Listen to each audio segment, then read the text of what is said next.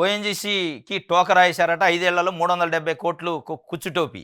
కడప వ్యాపారుల సిండికేట్ నయా దందా. బైరటీ సరఫరాలో గోల్మాలు. సి గ్రేడ్ కొని బి గ్రేడ్గా అమ్మకం అట.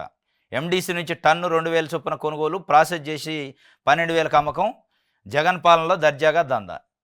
ఆంధ్రజ్యోతి పేపర్ వార్త రాస్తే ఎట్లుంటుందంటే, ఇప్పుడు జగన్మోహన్ రెడ్డి ముఖ్యమంత్రి ఉండు, ఆయన క్యాబినెట్ ఉంది, ఆయన పని చేయట్లేదు, ఆయన దాంట్లో అవినీతి జరుగుతుంది అన్నట్టు రాదు. అయిపోయిన కథ.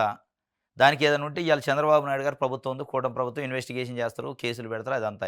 ఇక దానికోసం నువ్వు బ్యానర్ ఐటమ్ పెట్టకపోతే ఆడ పెన్షన్లు తొలగిస్తారట పాపం.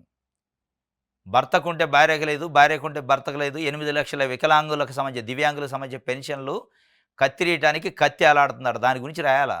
మనం నిజంగానే జర్నలిస్టులు అయితే, మన బ్లడ్లో జర్నలిజం ఉంటే, మనం నిజంగానే ప్రజల కోసమే పత్రికలు నడిపితే, ప్రజలే మీ ఎజెండా అయితే అది రాయాలి. కానీ మీ ఎజెండా ఏంది? పార్టీలు, కులాలు, వర్గాలు, ఒక వ్యక్తిని పైకి లేపటం, ఇంకొక వ్యక్తిని బలి చేయటం. దానికోసం ఈ వార్తలు రాసేది. ఎస్ ఉండొచ్చు, అవినీతి లేదంటలేదు, అవినీతి గురించి రాయొద్దు అంటలే. కానీ ఇవాళ మీరు చెప్పాల్సిన వార్త ఏంది?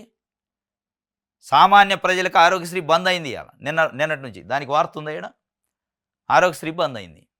3,000 కోట్ల రూపాయలు ముష్టి ఇయ్యలేక చంద్రబాబు నాయుడు గారు 4 సార్లు నోటీస్ ఇస్తే ఇలా ప్రజల ప్రాణాలు గాలిలో కలిసిపోయే వ్యవహారం వచ్చింది ఇలా.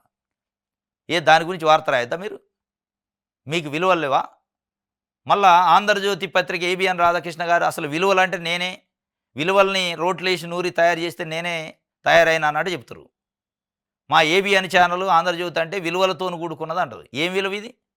ఎక్కడ విలువ? అంటే మీరు ఏది చెప్తే అది విలువ. ఇలా ఆరోగ్యశ్రీ పేద ప్రజల గురించి రాయాలి మీరు.